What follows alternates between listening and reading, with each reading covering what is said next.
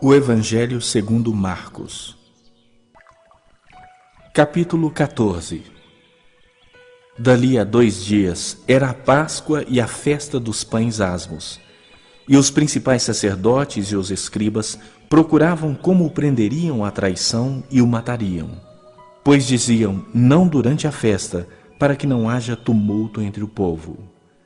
Estando ele em Betânia, reclinado à mesa em casa de Simão o leproso, veio uma mulher trazendo um vaso de alabastro com preciosíssimo perfume de nardo puro.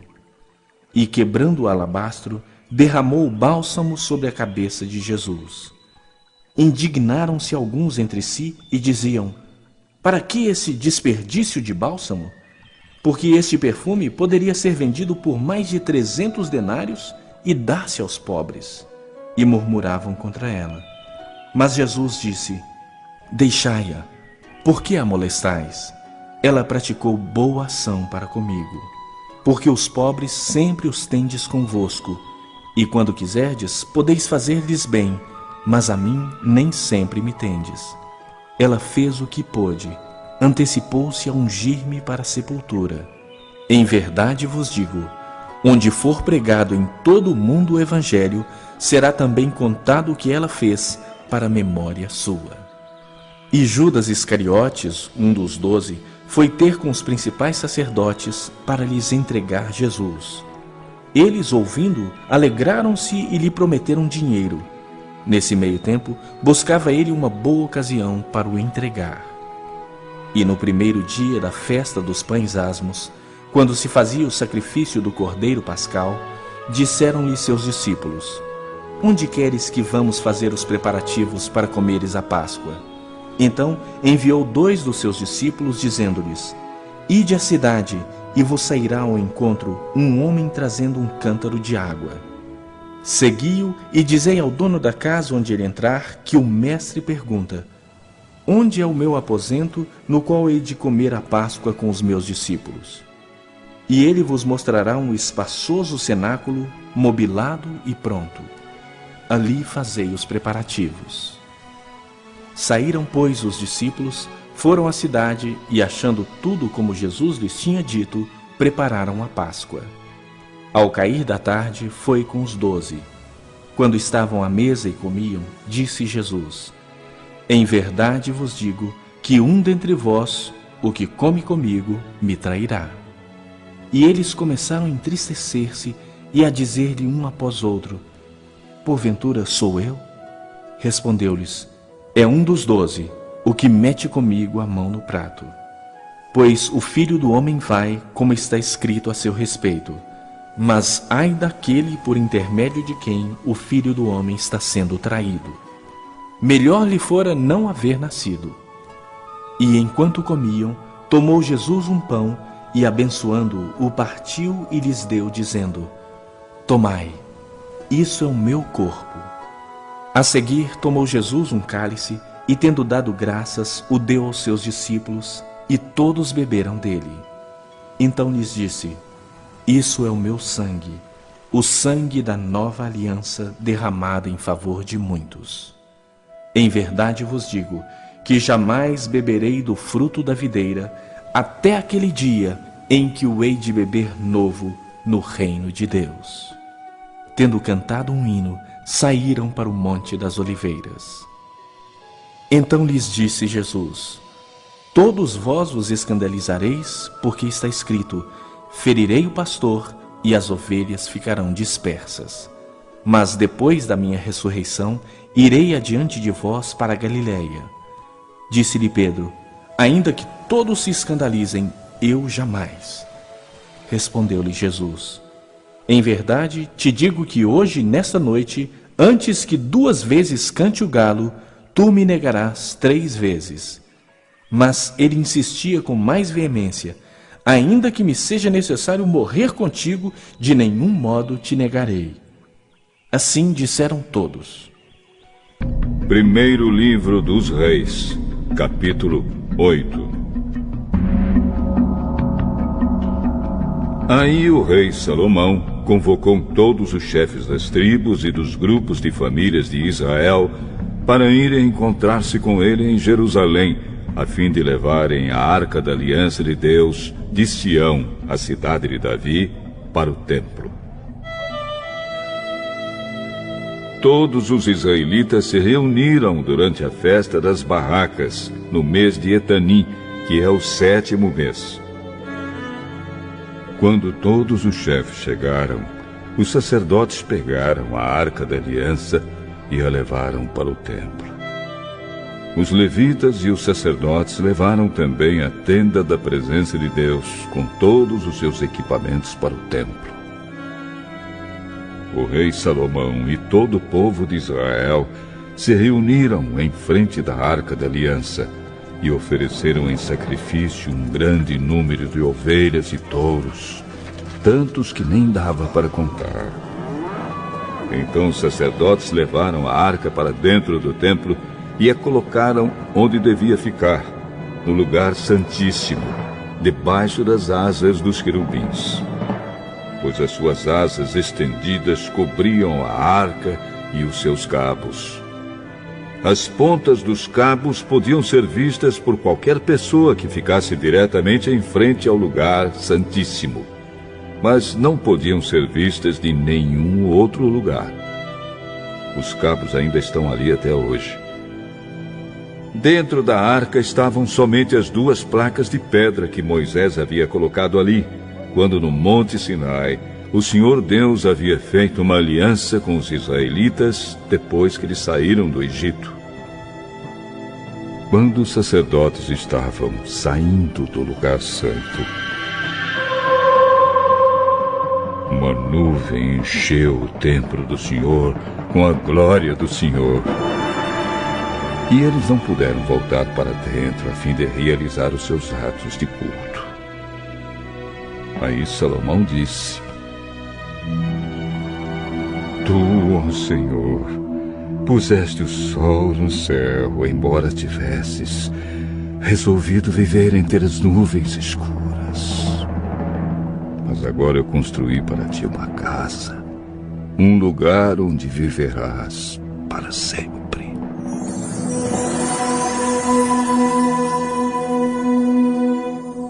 Aí Salomão virou-se, olhou para o povo que estava todo de pé e pediu a bênção de Deus para todos.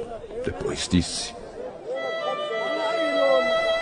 Bendito seja o Senhor, o Deus de Israel, pois pelo seu poder ele cumpriu a promessa que tinha feito a Davi, o meu pai, quando lhe disse: Desde o dia em que tirei do Egito o meu povo de Israel, eu não escolhi nenhuma cidade de todas as tribos da terra de Israel para ali construir um templo a fim de ser adorado nele.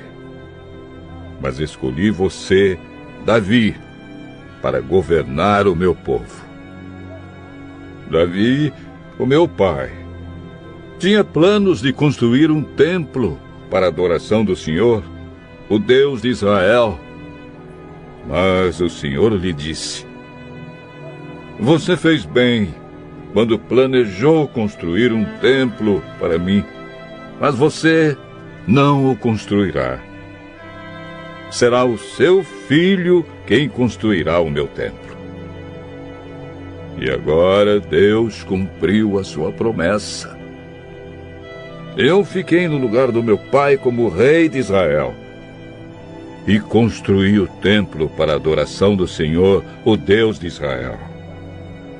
Também separei no templo um lugar para colocar a arca da aliança, onde estão guardadas as placas de pedra da aliança que o Senhor Deus fez com os nossos antepassados, quando os tirou do Egito.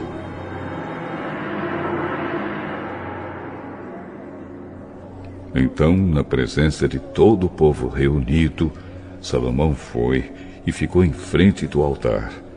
Levantou as mãos para o céu e disse: Ó Senhor, Deus de Israel, não há Deus igual a ti, em cima no céu nem embaixo na terra. Tu cumpres a aliança que fizeste com o teu povo e lhes mostras o teu amor quando eles, com todo o coração, vivem uma vida de obediência a ti. Pelo teu poder, cumpriste a promessa que fizeste a Davi, o meu pai. No dia de hoje, todas as palavras da tua promessa foram completamente cumpridas. E agora, ó Senhor, Deus de Israel, eu te peço que cumpras a outra promessa que fizeste ao meu pai, quando lhe disseste que sempre haveria um descendente dele governando como rei de Israel, contanto que eles te obedecessem com o mesmo cuidado com que ele obedeceu.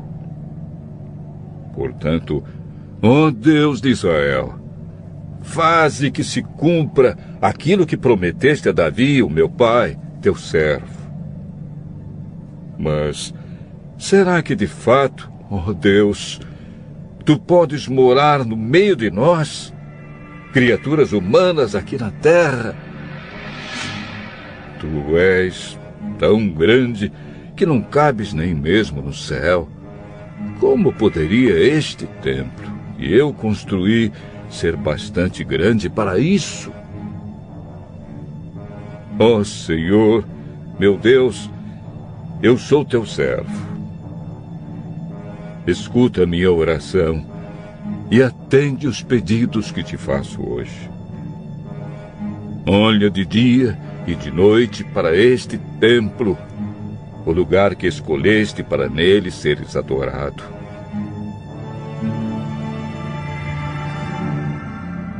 Ouve-me quando eu orar com o rosto virado para este lugar. Escuta as minhas orações e as orações do teu povo quando eles orarem com o rosto virado para cá.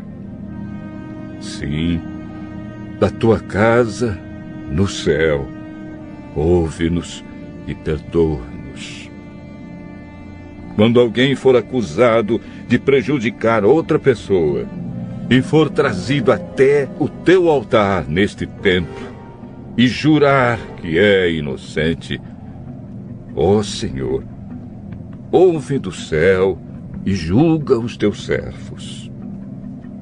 Castiga o culpado como ele merecer e declara que não tem culpa aquele que for inocente, recompensando-o como ele merecer.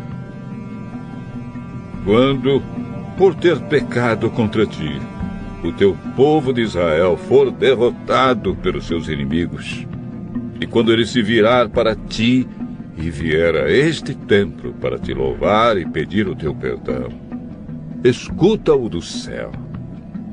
Perdoa o pecado do teu povo e leva-o de volta para a terra que deste aos seus antepassados.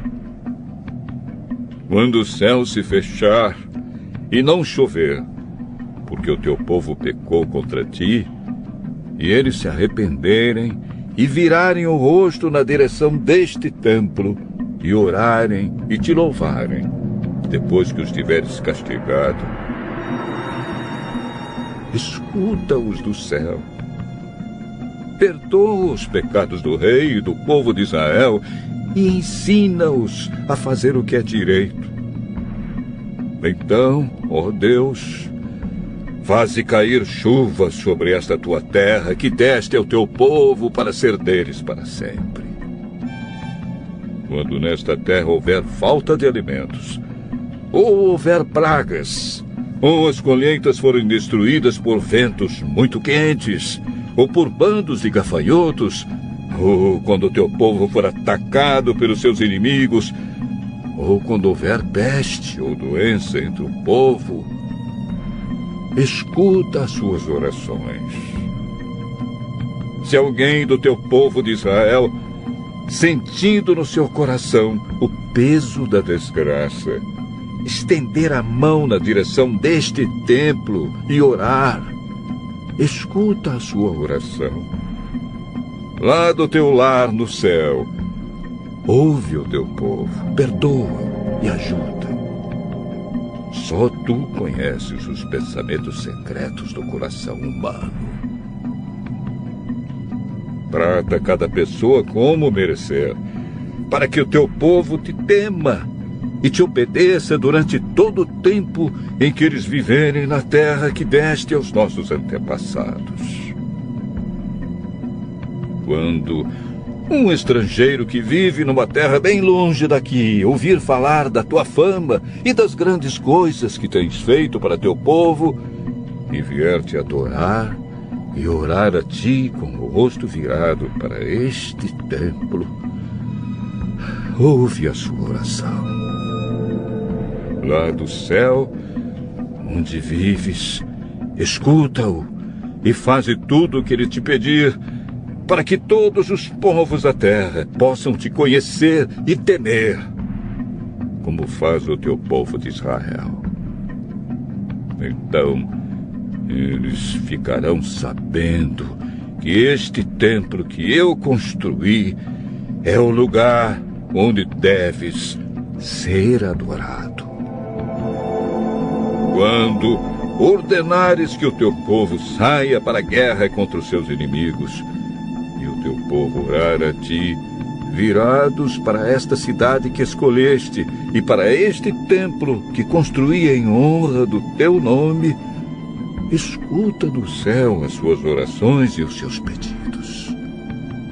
Ouve-os e dá-lhes a vitória.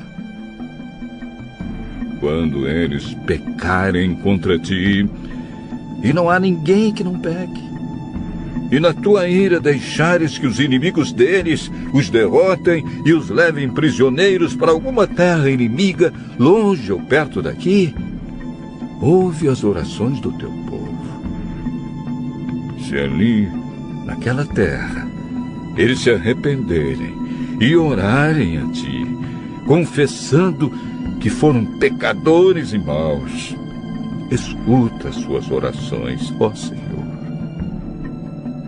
Se naquela terra eles verdadeiramente e sinceramente se arrependerem e orarem a ti, virados na direção desta terra que deste aos nossos antepassados, desta cidade que escolheste e deste templo que construí em honra do teu nome, escuta as orações deles. Do teu lar no céu, ouve-os e dá-lhes a vitória.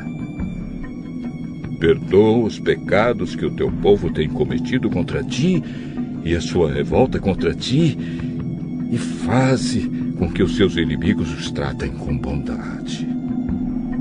Eles são o teu povo que tiraste daquela fornalha acesa, o Egito. Ó Senhor, nosso Deus, eu te peço que olhes com simpatia para o teu povo de Israel e para o seu rei, e escutes as suas orações sempre que eles te chamarem pedindo ajuda. Tu os escolheste entre todos os povos para serem o teu povo, conforme lhes disseste por meio do teu servo Moisés, quando tiraste do Egito os nossos antepassados.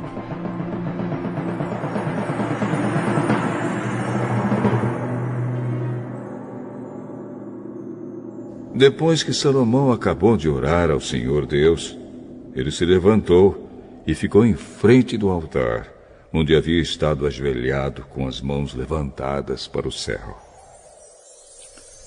Então, em voz alta, pediu as bênçãos de Deus para todo o povo que estava reunido ali. Ele disse: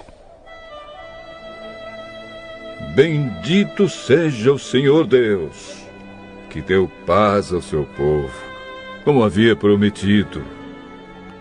Ele tem cumprido todas as abençoadas promessas que fez por meio do seu servo Moisés. Que o Senhor, nosso Deus, esteja conosco assim como esteve com os nossos antepassados. Que Ele nunca nos deixe, nem nos abandone, que Deus nos faça obedientes a Ele, para que sempre vivamos conforme Ele quer, obedecendo a todos os mandamentos, leis e ensinos que Ele deu aos nossos antepassados.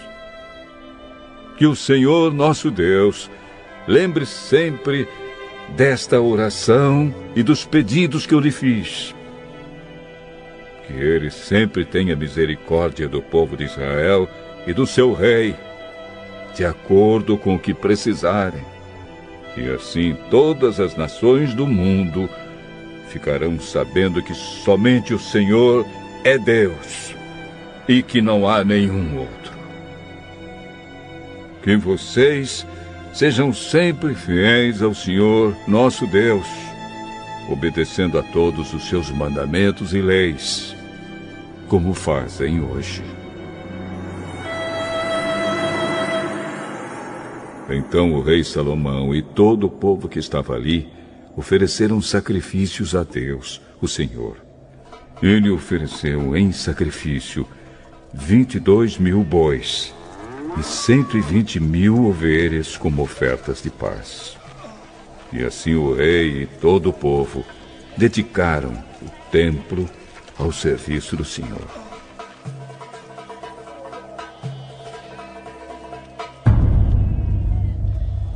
Naquele mesmo dia, Salomão separou, a fim de ser sagrada para Deus, a parte central do pátio que ficava em frente ao templo. Ali ele apresentou as ofertas que foram completamente queimadas, as ofertas de cereais e a gordura dos animais que haviam sido trazidos como ofertas de paz. Salomão fez isso porque o altar de bronze era muito pequeno para todas essas ofertas. Naquela ocasião, ali no templo, Salomão e todo o povo de Israel comemoraram durante 7 dias a festa das barracas.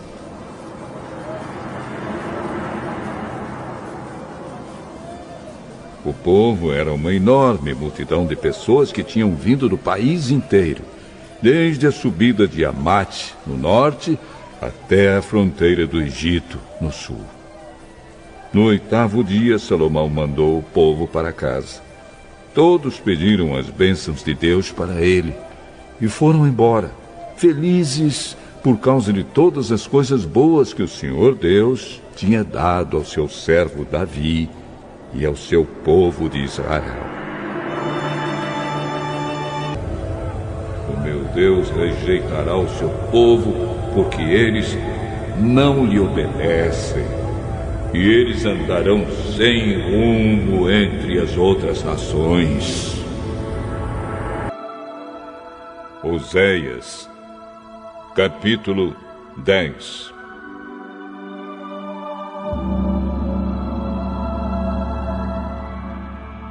O povo de Israel é como uma parreira cheia de uvas. Quanto mais ricos ficaram, mais altares construíram. E quanto mais a nação progredia, mais colunas do deus Baal foram levantadas. Eles não são fiéis a Deus e agora eles terão de pagar pelo seu pecado. O Senhor quebrará os seus altares e derrubará as colunas do deus Baal. Eles vão dizer: não temos rei porque não tememos a Deus. E se tivéssemos um rei, o que é que ele poderia fazer por nós? Eles só dizem mentiras. Todos juram falso e fazem acordos que não pretendem cumprir. E aquilo que chamam de justiça é tão perigoso como a erva venenosa que cresce em campo arado. O povo que mora em Samaria ficará com medo e chorará quando o bezerro de ouro de Bet-Avém for levado embora. Os sacerdotes pagãos ficarão desesperados ao perderem esse ídolo que era a sua glória, pois será levado para a Síria como presente para o grande imperador. E o povo de Israel ficará com vergonha dos conselhos que seguiu. O rei de Israel será levado embora como um cisco que é carregado pela correnteza. Os altares dos montes de Avém, onde o povo adora ídolos, serão destruídos e ficarão cobertos de mato e de espinhos. O povo dirá às montanhas: caiam em cima de nós, e aos montes: caiam em cima de nós.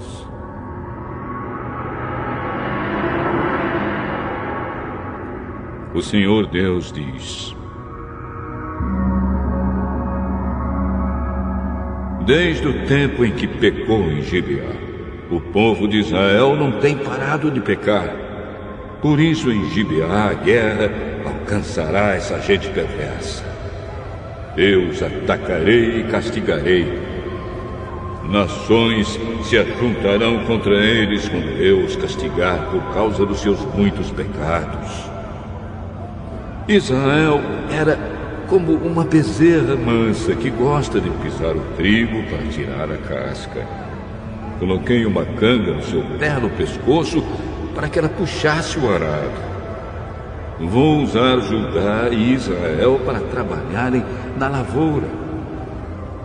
Eu lhes disse: preparem os campos para a lavoura, semeiem a justiça e colham as bênçãos que o amor produzirá.